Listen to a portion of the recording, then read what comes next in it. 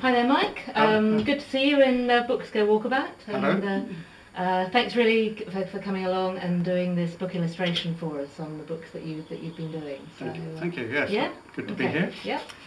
And quite exciting to talk about the Australian books I've been doing for Mark Carthew and a few other people as well. And this is we're talking to the Glen Waverley students. Yes, Glen Waverley. Hello, Glen Waverley. I'll be coming over in August, so Mark Carthew may well manage to get us around to see you. But this is the latest book I've done for Mark. I've done 3 books, right from way back in 1993 or 4, I think, was the first one when Mark approached me.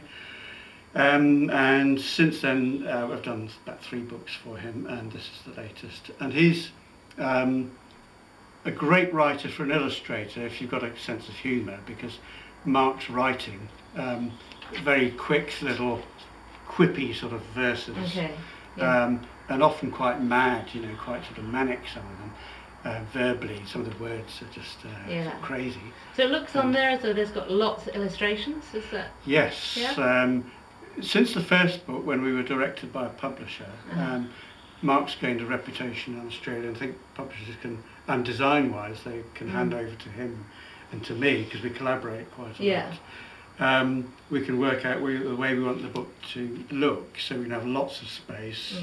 I can ask the designer who places the lettering to do things with the lettering. No, I'm not sure if you can find an example. Well, this one is, how deep do toads like the water in their ponds?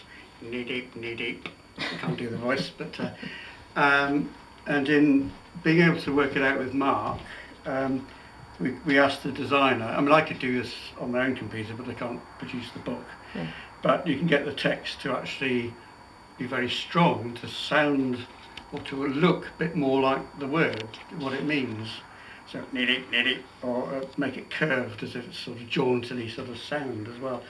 And getting the writing to curve into spaces that I've created for it in terms of the illustration. So this is another book? Yeah, this is the one before, which is Britches, Wicked Wizards and Leaping Lizards.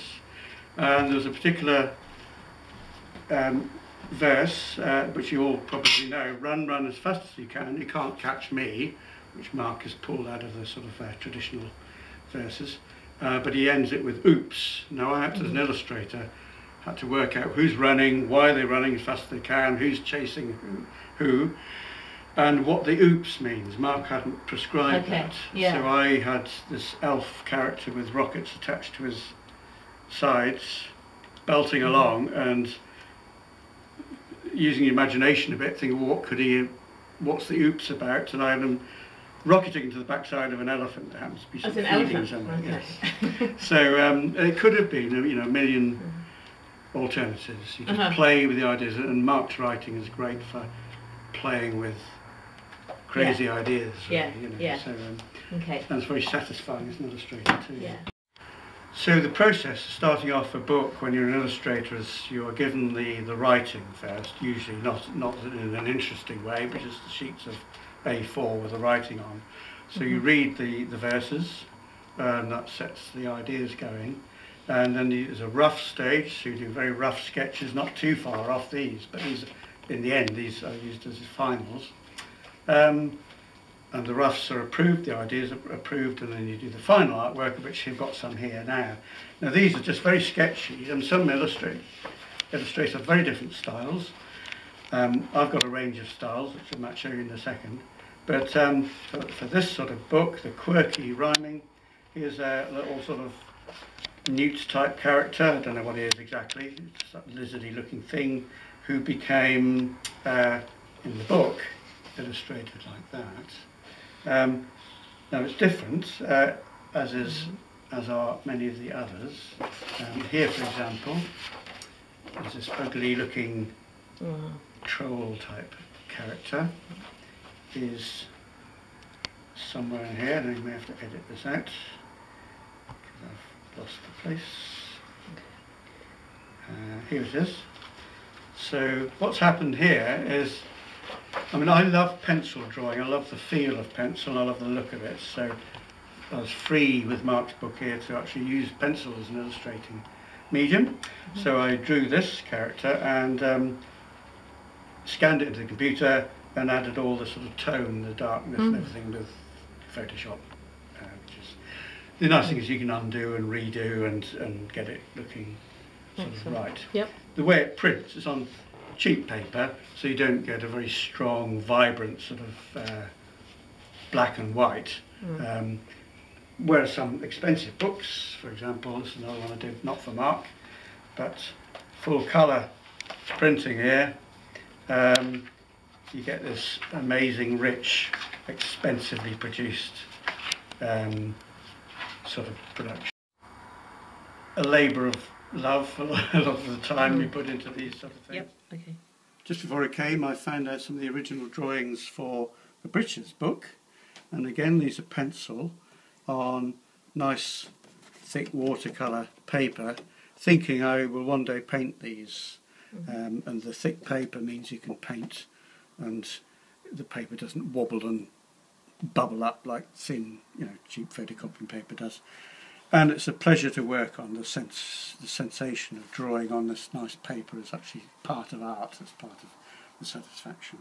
So this little one, actually one of my favourite characters, I did for this book, but he's not in here, or she. I'm not sure if it's a he or she, because he's got big breeches on. It could be a boy or a girl. But actually, I thought it was meant to be at the beginning, but the designer didn't actually put him in. Yeah, whereas this one is this character here, and you see it's larger because when it's reduced down you get more detail. It looks better than it really is, and also with Photoshop. I could have used just ink and a brush just to paint in, with a nice brush there. I could have dipped in and just painted, as you do with paint on the paper. Other media I normally use for drawing and painting, this is a series of Dinosaur Cove books which you do get in Australia. This is book number 1, probably started about 5 years ago now. The drawings in here are done with a pen and dipping ink, so literally one of these in a bottle of ink and scratch away and dip it in again, more lines, dip it in again, and so on. And you can get very fine lines and a nice variety of lines, either sort of thick and thin and fat and sharp. And you get that by pressing the nib harder and softer when it's full of ink, so that it spreads. Now the reason for that is it gives a sense of energy. You can use these sort of pens, which basically give you a... Now the reason for that is it gives a sense of energy. You can use these sort of pens, which basically give you a straight line. So if I'm doing a dinosaur,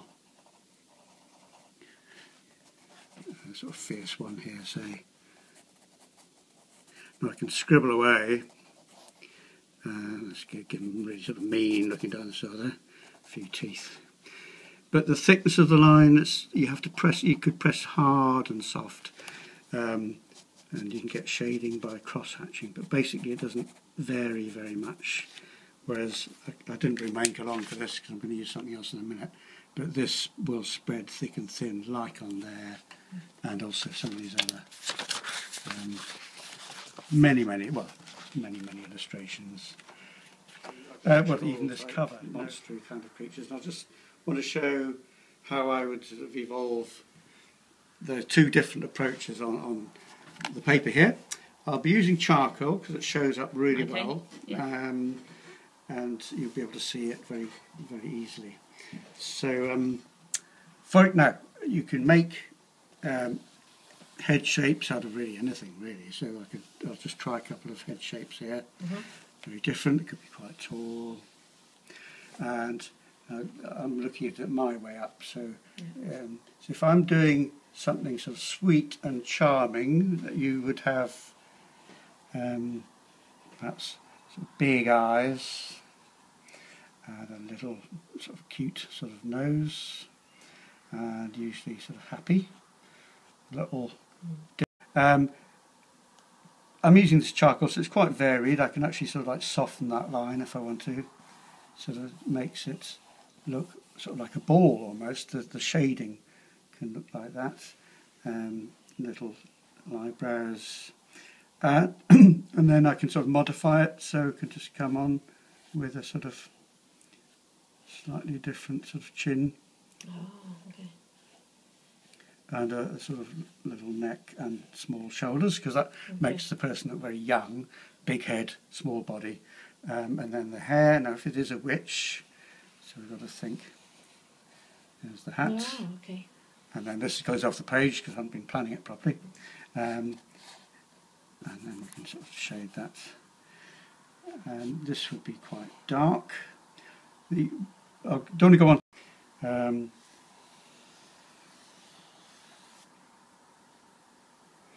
I'll do the eyes really low down on this one.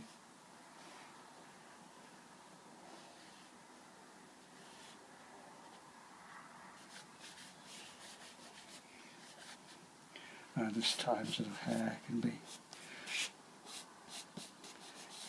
We used to have a headmaster a bit like this once. Headmaster. So Wow. when I was 10, Very scary. When I was 10, he was bald and very fierce looking, and this is him.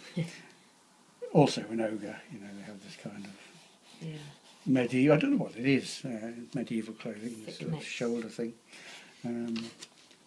Yeah, so character could be something like that as well. Well, Okay.